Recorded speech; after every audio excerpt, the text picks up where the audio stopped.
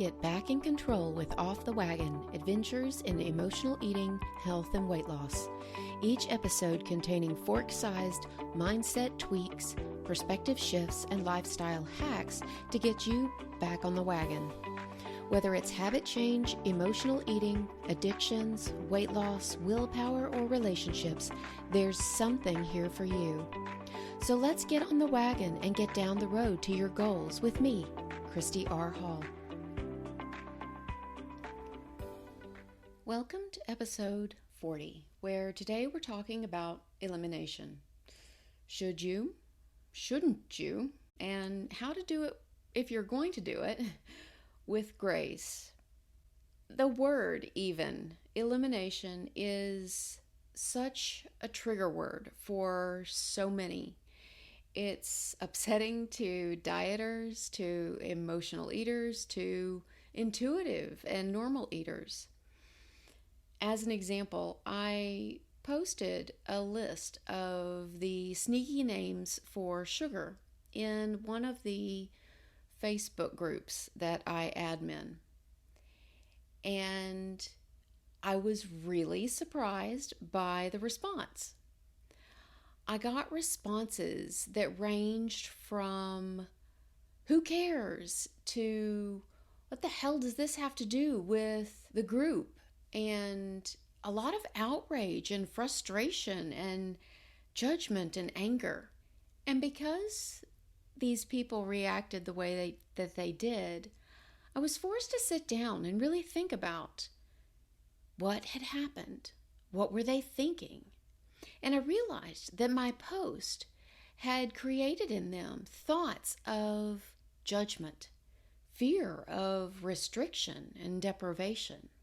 They immediately, on seeing this list of, names for sugar, felt like they needed to eliminate sugar, that they should be eliminating sugar, that was something that I was suggesting that they needed to do.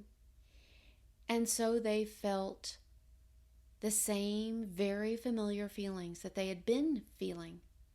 They needed to go on a diet. They struggled with their diet mentality, right? A lot of these ideas and thoughts that go with dieting, regarding restriction, deprivation, neglect, cutting calories and carbs and fat grams, and, what you can have and what you can't have, and, food lists and calorie counters and all of those tools of restriction and oppression came into their minds.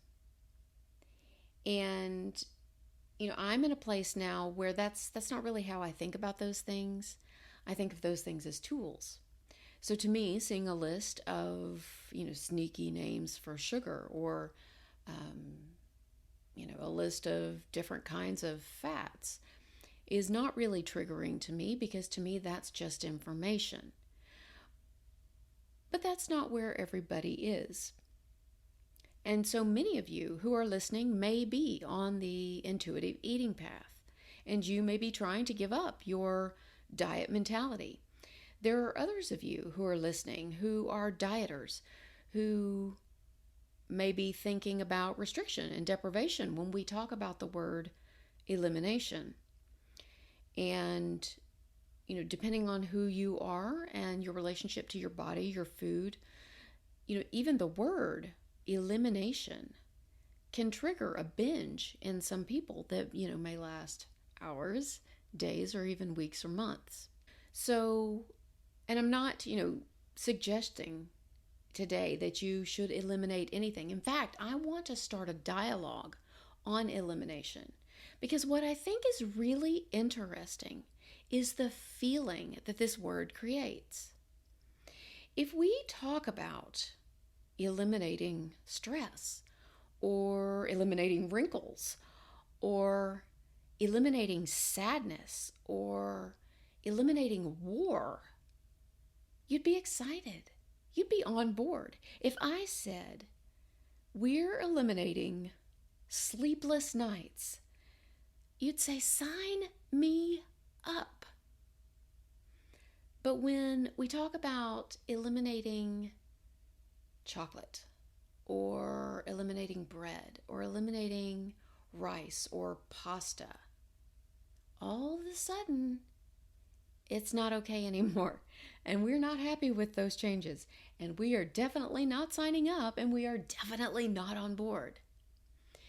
And I can totally relate. There was a point in time where potatoes used to be a huge part of my existence. As a teen, potatoes and French fries were on my lunch menu, my cafeteria plate every day, right? That was just what they put on our plates. At home, we had baked potatoes with almost every meal. And if it wasn't baked potatoes, it was mashed potatoes. And so potatoes were a huge part of my life. Later, I determined through testing that I was potato intolerant. Imagine my feelings of restriction and deprivation when I had to eliminate potatoes from my life. So I totally understand, those first few thoughts of, holy cow, I can't have French fries. I can't have baked potatoes. I felt like my world was ending. I felt like the world was being mean to me, that the universe was conspiring to make me miserable. But I persevered. I pushed forward, and as I gained distance from potatoes, it wasn't that big of a deal. I kind of forgot about them. They became so not a part of my world that, now I can smell French fries, and I recognize the smell as French fries, but I don't want French fries. And my husband asked me, well, can you even remember what a potato tastes like, or what a potato feels like in your mouth? And I'm like, well, and I tried to describe it to him, how I imagine that potatoes taste, or how they would feel in my mouth if I were to, have a potato now. But I no longer have the feelings of restriction and deprivation. I don't feel like I'm missing out because I can't have potatoes, or because let's rephrase that, choose not to have potatoes. And so I think it's really interesting, right? Because let's be perfectly honest. If I were to continue eating potatoes for the rest of my life, chances are very little was going to happen to me. I wasn't going to all of a sudden die, right? A potato intolerance was not going to all of a sudden kill me, right? I was struggling with some health concerns, but I had been living with those health concerns. So it's entirely possible that I could have continued to live with them indefinitely, right? They make medications for the health concerns that I was dealing with. It's possible that I could have just taken those medications and continued on down the path, eating the potatoes. I have a tendency to sort of steer away from medications if I can manage it. And so choosing a path without potatoes was the path that I chose. Not everybody chooses that path. So for me, choosing a life without potatoes was a choice. That elimination was my choice. And that's what made the difference. That's what made the difference between feeling deprived and restricted and limited and feeling poor, pitiful Christy and making the best of it, right? Finding other foods, finding other ways, right? If I hadn't eliminated potatoes, there's probably several handfuls of vegetables that would not be in my life now because I wouldn't have found them. I wouldn't have tried them because I had potatoes. And so, that elimination opened doors for me, created opportunities for me to have new experiences that ended up being better experiences. And so I think it's really interesting, this idea of elimination or restriction or crowding out. There are things that we look at in our lives that we think, you know what, I should probably eliminate that, or I should probably consider having less of that, right?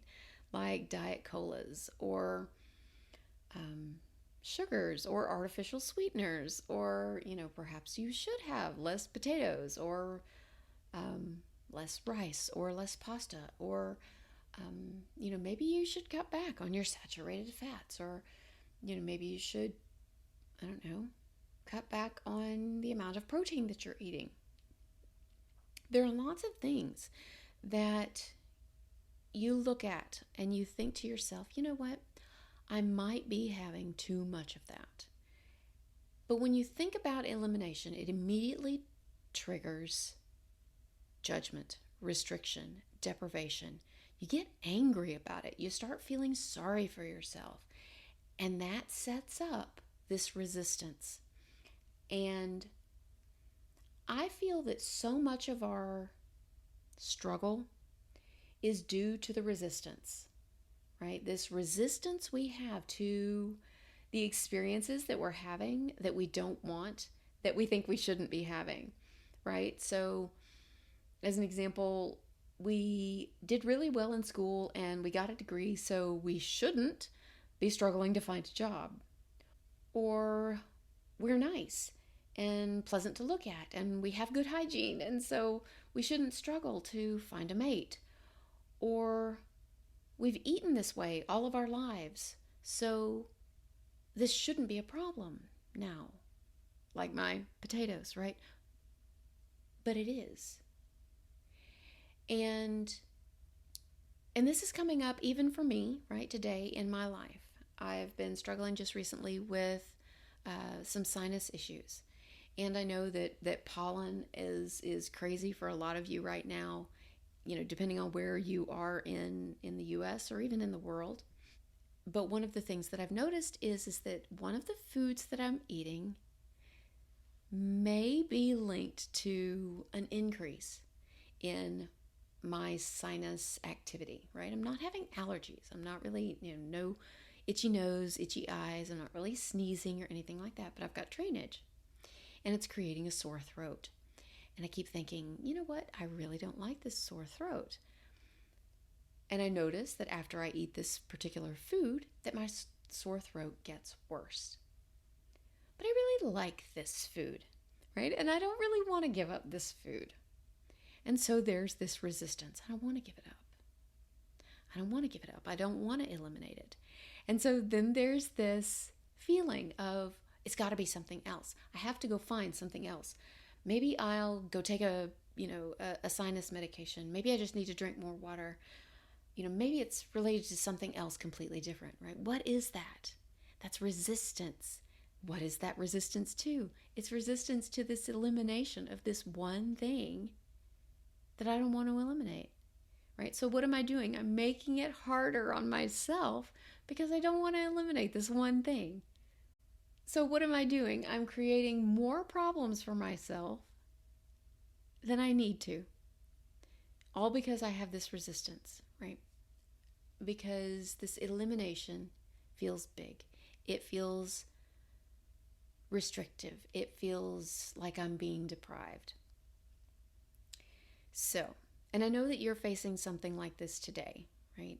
Right now, you're facing, the elimination of chocolate, or the elimination of flour, or the elimination of sugars, or ice cream, or dairy, or something, right? There's always something that you're thinking to yourself, you know what, I should probably consider living without this, even if it's just for a week, 2 weeks, 3 weeks, a month, 6 months, just to see how it goes, right? There are diets, they're called elimination diets, where you try and live without something for a period of time. And the idea is that, that you will clear any sort of allergens from your body, any sort of allergic type responses that you're having. And the goal is that, you'll clear out all of that and you'll be able to reintroduce foods and find out which ones are really problematic for you. And, when you find out that you've got a problem with one, you don't add that one back. And the thing is that with an elimination diet, most of the time you get to add most of the foods back, right? You're not really asking yourself to live without something forever. Even when you're choosing, a diet or weight loss plan that's asking you to restrict something, you're not really being asked to live without something forever. at least that shouldn't be your plan. You should always be selective in your inclusions later on. I don't ever really think that it's beneficial to pick a plan that you intend to go off of later down the line, whenever you get to your goal weight, or, you resolve your health issues, because, doing what you did before is probably what got you to the point where you needed to make the change. So keeping up with those changes will probably, keep you in a place where you can keep those, health issues or weight, or, whatever it is that you were trying to eliminate, at bay. And so if you're not picking a plan that you intend to go off of later, what that means is that your plan should include foods that you like, things that you love, even if that means that you only very rarely have them. I think it's okay, right? As long as you mindfully have them and you are fully aware and accepting of whatever the consequences are of having those things. So many of us, we want to, what's the phrase, have our cake and eat it too. And that's fine. The problem is that we have our cake, but then we feel guilty about it. We have our cake, but then we're upset when we gain the weight over it. We have our cake, but we're upset because of the inflammation and the aching joints or the gastrointestinal distress. Okay. That's what we don't really want, right? If you're going to have your cake, then be fine with your inflamed joints. Be fine with your gastrointestinal distress. Be fine with the bloating and, the 2 or 3 pounds of weight gain. If you can get to a point where you can encapsulate that whole process, and go, yep, still going to do it, still going to be okay with it, that's food freedom, right? That's what you want. Everybody still has to make that choice for themselves. I don't know that that's the choice that I would make for myself personally, because that seems like a lot of negative for not a lot of positive. But everybody has to weigh those negatives and those positives for themselves.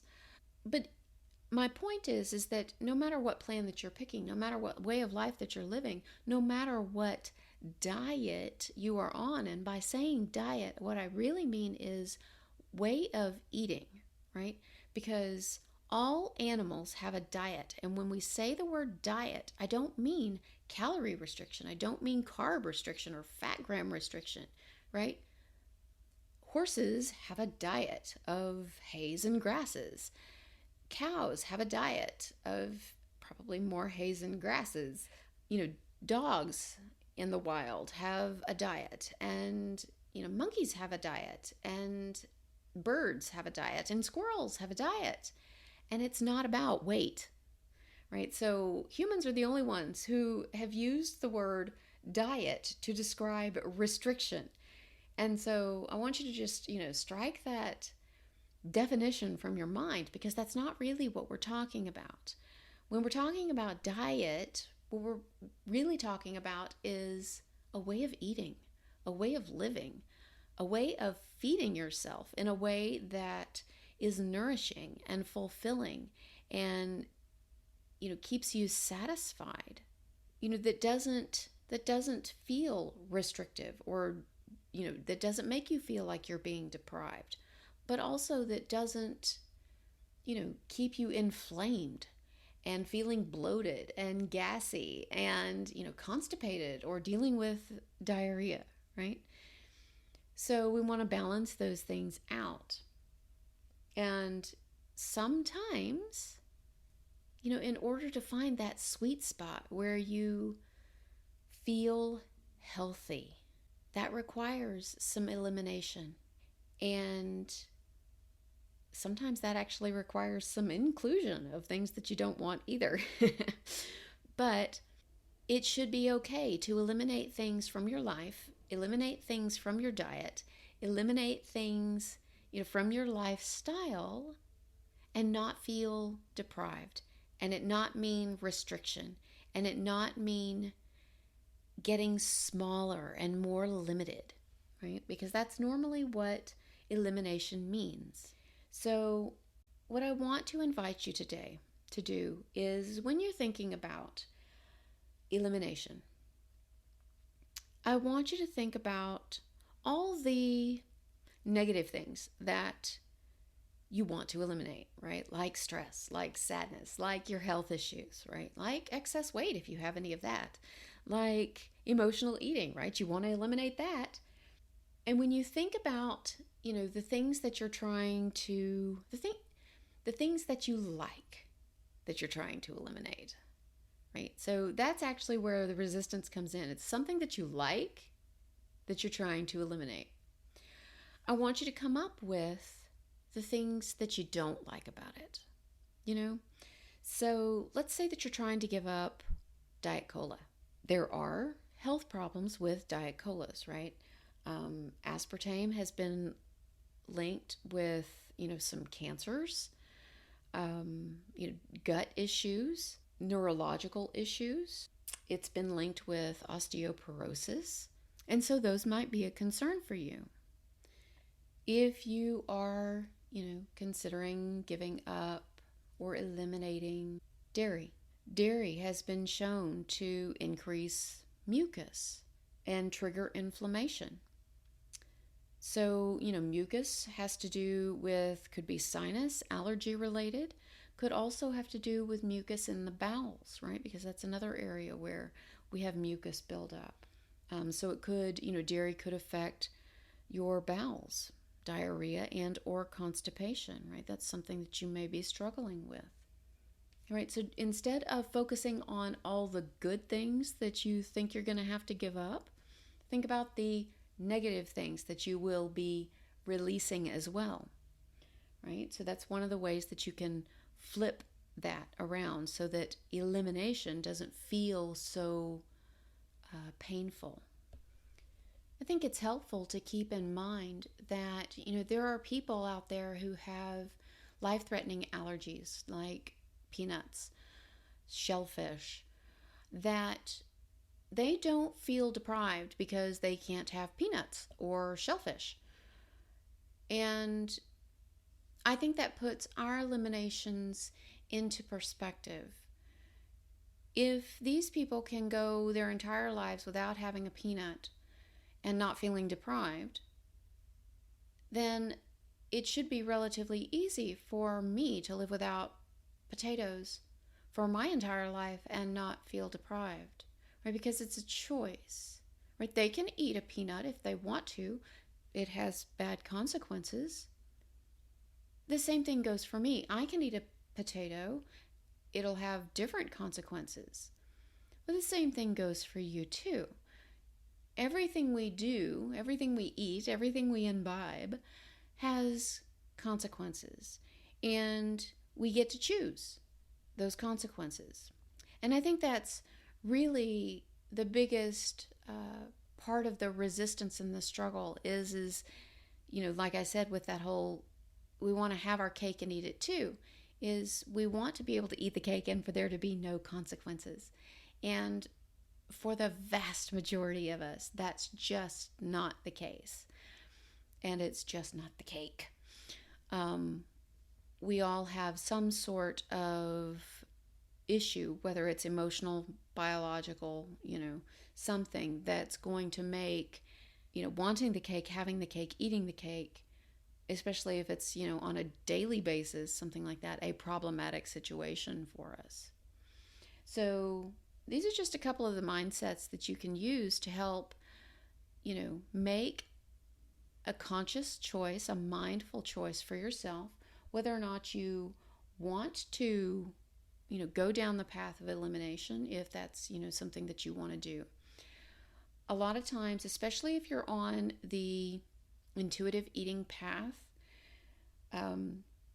intuitive eaters, trying to abandon the diet mentality, really struggle with these ideas of,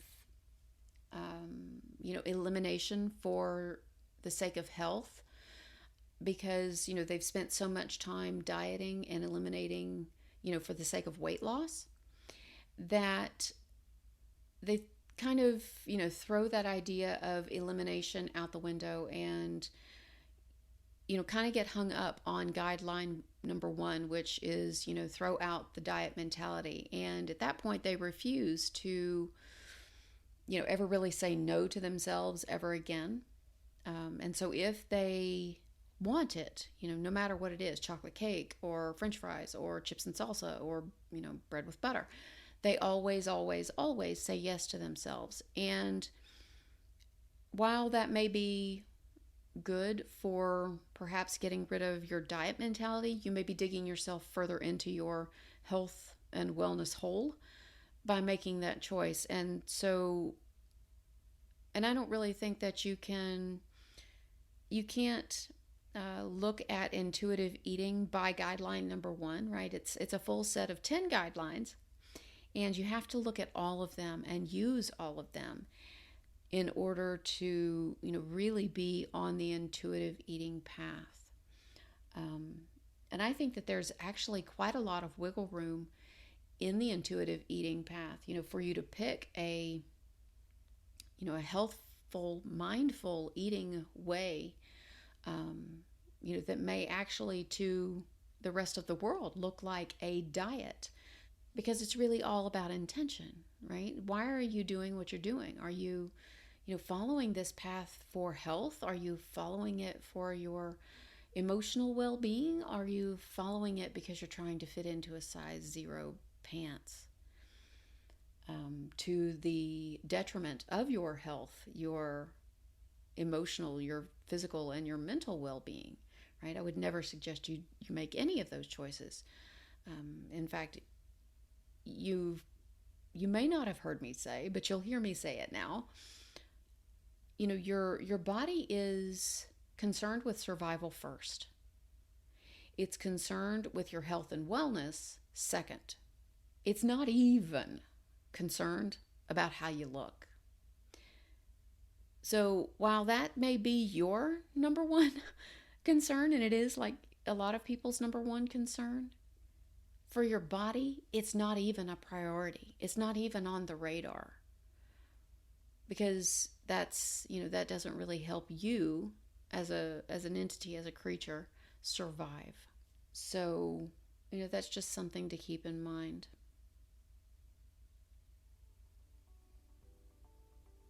I hope that this has been helpful for you today. I hope it wasn't too triggering for you.